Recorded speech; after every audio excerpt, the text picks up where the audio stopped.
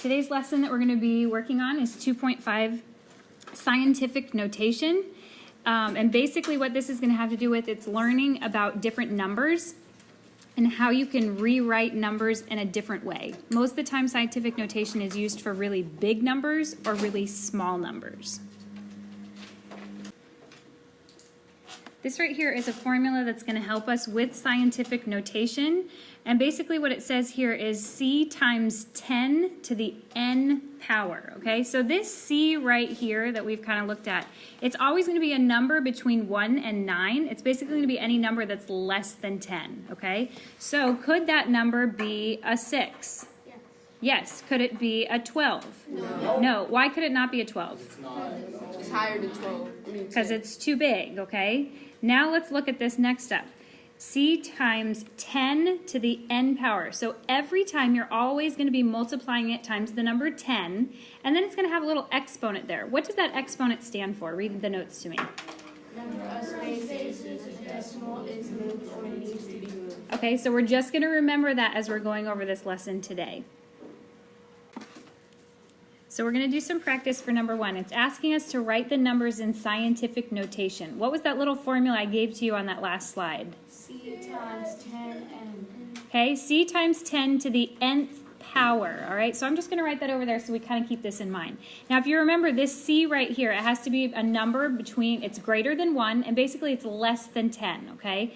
So let's just talk about this first. I've got this big number, it's 110,000. Basically, scientific notation is going to help us to understand how we can rewrite 110,000 in a different way. So looking at this right here, where is the understood decimal for 110,000? Where do you think? Behind it, there's 0. Okay, it's at the very end of our problem right there. So my whole goal now is to turn this into a part that this number is between 1 and less than 10. So basically a number between 1 and 9. So all I have to do is I have to move my decimal. As I move this decimal, are all of these less than the number 1 or bigger than the number 1 and less than 10? Less. No, they're not. Okay, how about if I move my decimal point to here? Is all of this less than 10? No, so I got to keep moving it. Is this less than 10? How about now? No, what number is still left there? 11. That is not a number between 1 and less than 10. So now I'm going to go one more. How about this? Is this number between 1 and 10? Yes, it is. Okay, so now you can see what I've done is I have virtually moved my decimal point over to the left. This right here is the way that you show work to me on your problem. So make sure you're moving that and putting little scoops in there for me. Now what you're going to do is you're going to drop the number down. Everyone say, drop it down. Drop it down. Now here's what you do. I have this lovely little space character down here because he loves to eat zeros that float away into outer space. So what has happened now is all of these extra zeros that I had right there are gone. So all that's left now is 1.1. But does this look like this formula right here? No, I have to now multiply times the number 10 to an nth power. But I can figure out that nth power. Do you guys remember what it was I told you on that screen right before this? How do I figure out that little n? The number of spaces the decimal is moved or needs to The number of spaces that that decimal point has moved. Notice, we started right here. Count with me how many spaces we moved it. 1, 2, 3, 4, 5. How many places did it move? 5. So guess what? My exponent is a little 5. If you were to take out your calculator and you were to put in 1.1 times 10 to the 5th, you would get this answer right here, 110,000. So all I have done is I have shown you how to rewrite the number 110,000 in scientific notation, which is 1.1 times 10 to the 5th. We're going to do another example. So let's go over to problem B. Where is the understood decimal? Where's it at, guys? At the end. At the end of the number, okay? Everybody go ahead and write in that right now. We have to move that decimal until, if you remember right here, this number is between 1 and less than 10. So it's a number 1 through 9. Let's go ahead and move that decimal point until we get to the point where only a 1 through a 10, or 1 through 9, is to the left of it. So I'm going to keep going. Tell me when to stop. Okay, I want to stop right there.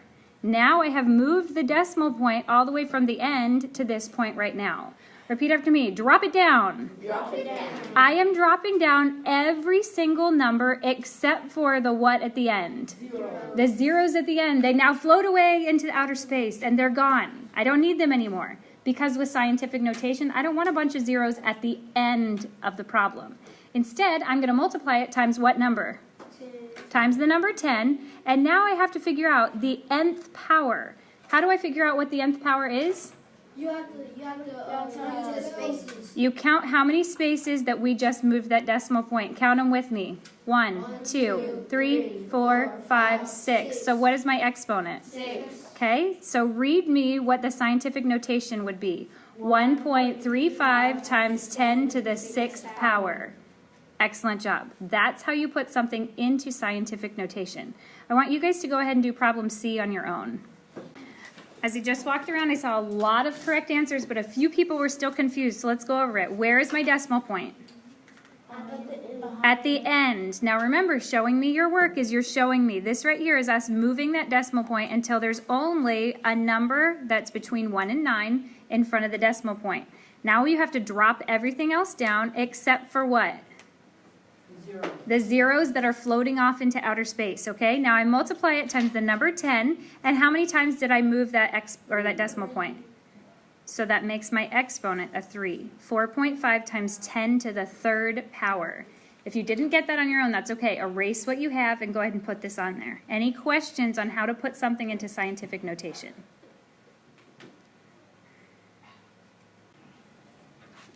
All right, so for number 2, we are basically doing the opposite of what we had just done. Beforehand, we had regular numbers, which were called standard form, and we changed those into scientific notation. Now what I have is something that's already in scientific notation, and I've got to change it into standard form, which is a regular number. So let's look at problem A. It says 7 times 10 to the 3rd power. The first thing you're going to do is rewrite this number right here directly underneath it. Okay, so go ahead and put your 7 there. As you look at that right there, I want you to put in your understood decimal. Where is the understood decimal? Before or after it? It's behind it. It's after the number, okay? Now, do you guys remember what this little exponent tells me? That's first. It goes behind. How many times to move the decimal? So how many times should I move my decimal? 3. I should move it 3 times. So now all you're going to do, this is how you show me your work. 1, 2, 3. A lot of people think of this like egg cartons, and then they're going to slip little eggs inside, or for us, what are the eggs? Zeros, okay? Now here's what I don't want you to see. I don't want to see, oh yay, I moved it, because to me, I don't really understand what number that is. So instead what you're going to do, once again, is drop it down and put in your comma. Remember, 1, 2, 3, comma. So what's my answer? 7,000. This just means 7,000 is the same thing as 7 times 10 to the 3rd power. So if I were to plug that into my calculator, 10 to the 3rd power and multiply by 7, I would get 7,000. All right? Let's go to the right-hand side. 4.398 times 10 to the 8th power. The first thing you're going to do is rewrite the number. According to my original equation, that's the C, just the number. So let's rewrite it directly underneath it. I've got 4.398. Now I have to move the decimal point. My goal when I have standard form is to get rid of the decimal point.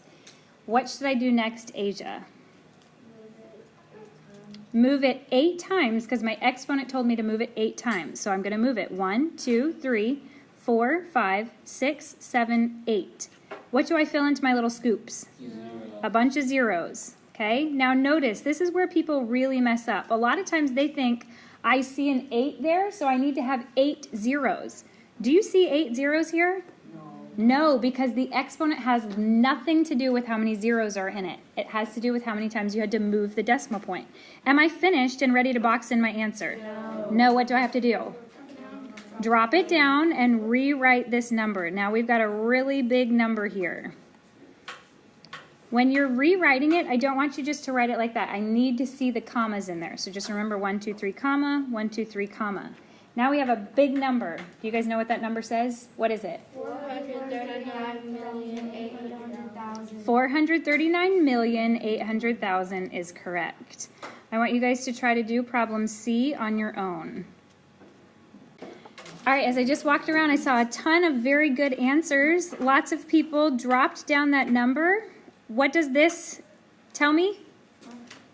How many decimals? How many times to move it? So 1, 2, 3, 4. I put in my 1 extra 0, and then I saw so many of you guys had already put that comma in there. What's my answer? 50,030. 50,030 is correct, okay? So that is how you put something into standard form. Now I'm going to teach you something a little bit different. Go ahead and write this down. This first one here has asked us to copy and complete the statement, whether it's greater than, less than, or equal to. So what I've given you here are some really, really big numbers, all right? This right here is how much Phobos weighs. Now Phobos is a moon that's on Mars, okay? It weighs a lot, okay? It's a very big mass. This over here is another moon that's on Mars named Deimos.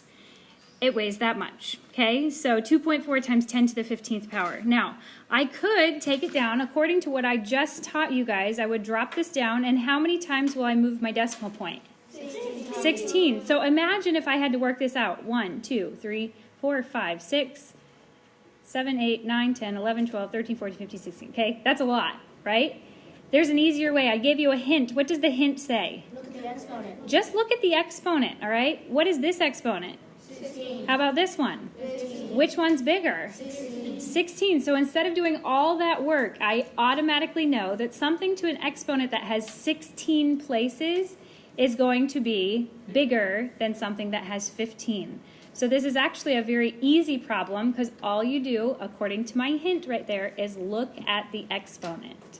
So let's look down at problem B. I've got 9.74 times 10 to the 21st power and 2.1 times 10 to the 22nd power. Read to me what you think it should say. Go ahead and read from left to right. Here we go. 9.74 times 10 to the 21st power is less than 2.1 times 10 to the 22nd power. And you were able to tell that because a 21 is less than a 22. Okay? So this is a very simple problem if the exponents are different. Let's take an example and look at problem C. Okay, so problem C looks a little bit different than A and B. What's different about it? They both have the same exponent. They both have the same exponent. This is to the 12th power and this is to the 12th power. So what do you think I need to do if I cannot look at the exponent? You look at the numbers. You look at the numbers, okay? So here's this first number right here. Remember, we've kind of talked about this before, 5.28, and this one is 5.3. So let's just look at the whole number. The whole number here is what? 5. It's 5 for both of them. So I can't just look at the whole number. I have to go to which place? Tenths. The 10th place, okay? So I've got 5.2, and then I have 5.3. You could also stick in your placeholder if this helps you, but I can tell just by looking at this right here, which one is greater? 5.3. 5.3 is definitely greater. So what sign needs to go inside of my blank? The left. Less than, okay?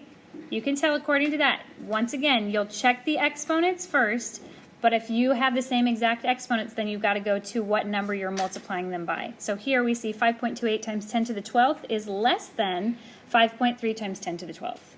Let's look at the next one, problem D. What do you notice is different about this? That the second number and what it might equal to.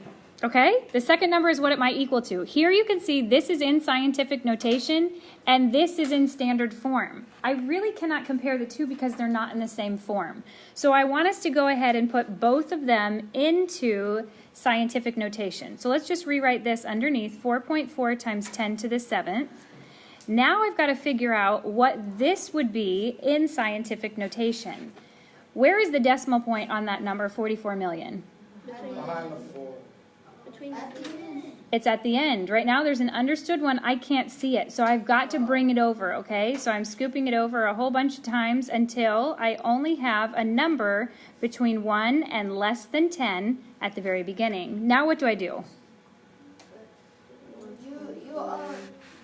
Repeat after me. Drop it down.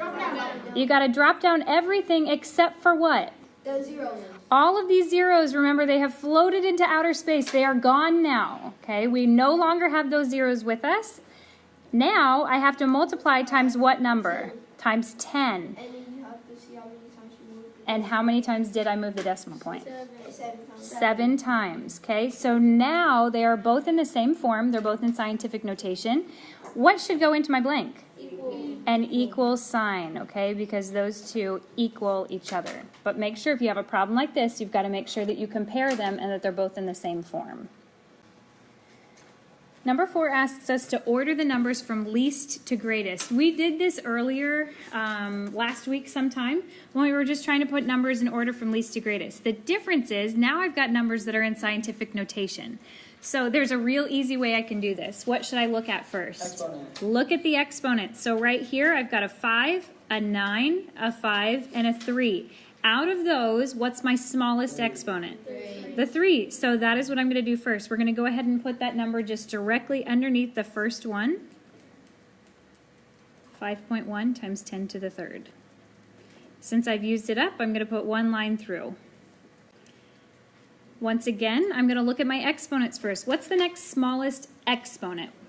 A 5. Now, here's the problem. This one has a 5 and this one has a 5. So I can't just look at the exponents. Now I've got to look at the number. I've got 6.9 and 2.7. Which one is the tiniest one? 2.7. All right, so we're going to rewrite that directly underneath the second one. 2.7 times 10 to the 5th.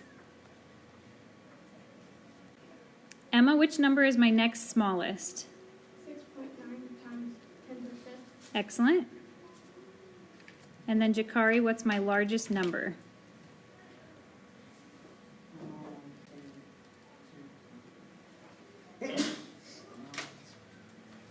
2.5 times 10 to the 9th. Okay, now what I would always recommend doing is going back through and just double checking to see. So I'm looking here, I see that's a 3, a 5, and a 9. When I look at these numbers, I can see, in fact, it is going from least to greatest. So it's always good to go back and just double check your answer. And then what you want to do is go ahead and box it in.